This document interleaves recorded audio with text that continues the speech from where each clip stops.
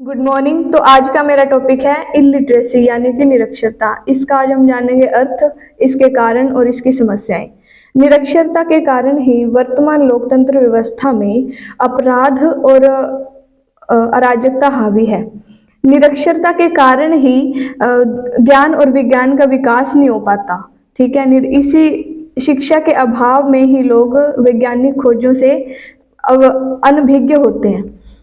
और फिर बाद में बातों पर सवाल उठते हैं, अंधविश्वास, रूढ़िवादिता पर। अशिक्षा का लाभ उठाकर गरीब और शोषित वर्ग के लोगों का सेठों साहूकारों द्वारा आर्थिक शोषण किया जाता है और वे वहां बंधुआ मजदूर की तरह कम वेतन पर काम करते हैं। शिक्षा लोगों को अंधविश्वास से अवगत करवाकर वास्तविकता से परिचित करवाती है। शिक्षा के अभाव में समाज में जो महिलाओं की स्थिति है वो काफी निम्न है। उनका व्यक्तित्व घर की चार दीवारों में ही दम तोड़ देता है। महिलाओं के शारीरिक, मानसिक और आध्यात्मिक शोषण में मूल में निरक्षरता ही है। शिक्षा के अभाव में महिलाएं अपने बच्चों का अच्छे ढंग से या उचित रूप से समाजीकरण नहीं कर पाती और उसी की वजह से वो समाजीकरण नहीं कर पाती तो आने वाली जो भावी पीढ़ी है उनका विकास नहीं हो पाता।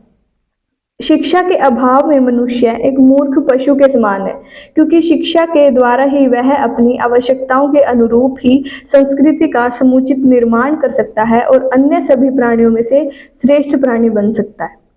अब जानेंगे निरक्षरता का अर्थ क्या है। निरक्षरता का अर्थ किसी लिखित शब्द को पढ़ने या समझने में असमर्थ होना, या हम किसे कहेंगे, यदि कोई व्यक्ति पढ़ने या उस शब्द को लिखने में असमर्थ हो उसे हम अनपढ़ कहते हैं। अब निरक्षरता के कारण क्या है। भारत में निरक्षरता के लिए अनेकों कारण हैं। जैसे फर्स्ट है जाति या वर्ण व्यवस्था। भारतीय समाज में वैदिक युग में सामाजिक व्यवस्था से केवल 4 भागों में विभाजित की गई थी। वो 4 भाग कौन से थे? शूद्र, वैश्य, क्षत्रिय और ब्राह्मण।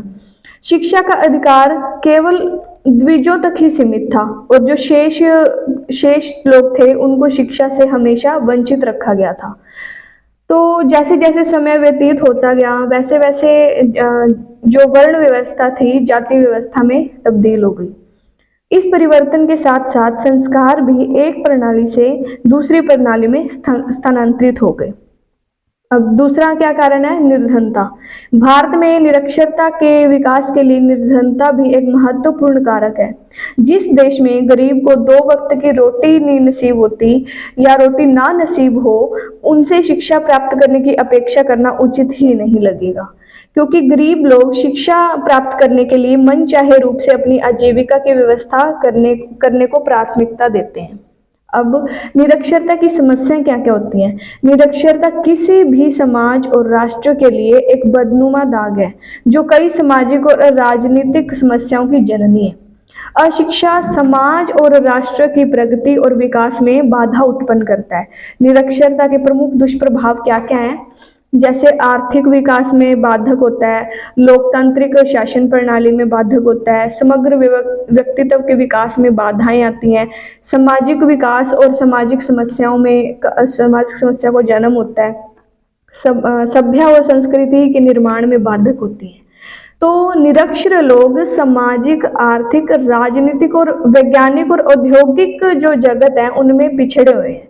निरक्षरता के कारण अंधविश्वास और रूढ़िवादिता का जन्म होता है। इसके अलावा अशिक्षित लोग देश भर में उन गंभीर समस्याओं से भी अनभिज्ञ होते हैं जो उन्हें प्रत्यक्ष और अप्रत्यक्ष रूप से प्रभावित करती है।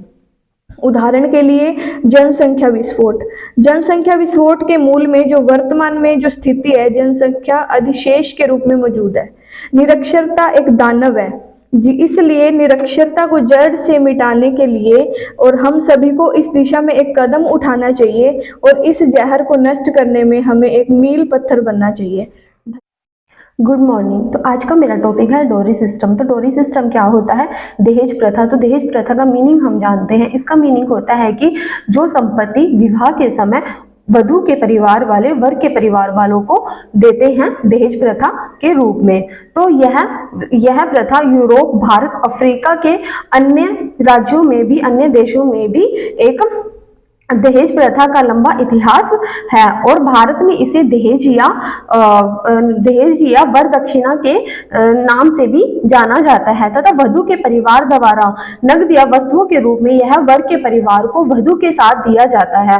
और आज के आधुनिक समय में भी इस प्रथा का रूप एक बुराई के रूप में छाया हुआ है और देश में औसतन हर 1 घंटे के रूप में, मतलब कि ये होता है कि इस प्रथा के कारण, दहेज प्रथा की बुराई इतनी छाई हुई है कि मतलब कि देश में औसतन हर 1 घंटे में एक महिला दहेज संबंधी कारणों से मौत का शिकार बनती है।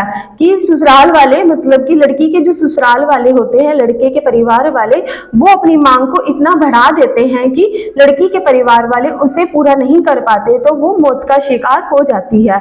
लड़की अपनी आत्महत्या कर लेती है अपनी परेशानियों के कारण आगे। तो हमें इस बुराई को खत्म करना चाहिए।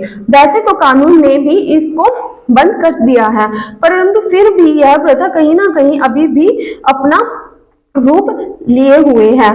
तो कानून क्या बनाया गया है इसमें? दहेज निषेध अधिनियम 1961 के अनुसार दहेज लेने देने या इसके लेन देन में सहयोग करने पर 5 वर्ष की कैद और 15,000 रुपए जुर्माना दिया गया है। दहेज के लिए उत्पीड़ित करने पर भारतीय दंड संहिता की धारा 498A, जो कि पति और उसके रिश्तेदारों द्वारा संपत्ति अथवा कीमती वस्तुओं के लिए अवैधानिक मांग के मामले में से संबंधित है और अंतर्गत 3 साल की कैद और जुर्माना हो सकता है।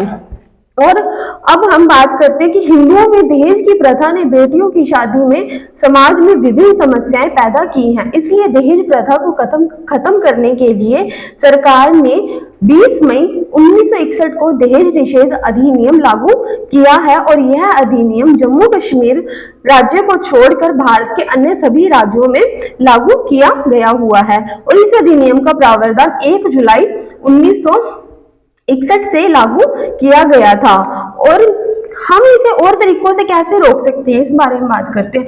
तो मतलब कि मेन दहेज की मांग कैसे उठती है कि हम देखते हैं अगला सामने वाला लड़का जो हम लड़की के लिए, अपनी बेटी के लिए देखते हैं, एक एजुकेटेड पर्सन हो, नौकरी वाला हो और एक अच्छा परिवार हो। अगर वही चीज हम हमारी बेटी में करते हैं तो हम इस प्रथा को रोक सकते हैं। तो हमें अपनी हर बेटी को, समाज की हर बेटी को एजुकेशन देनी चाहिए, उन्हें पढ़ाई लिखाई करवानी चाहिए, समाज के तौर तरीके सब सिखानी चाहिए ताकि वो एक जिम्मेदार, एक एजुकेटेड पर्सन बन सके।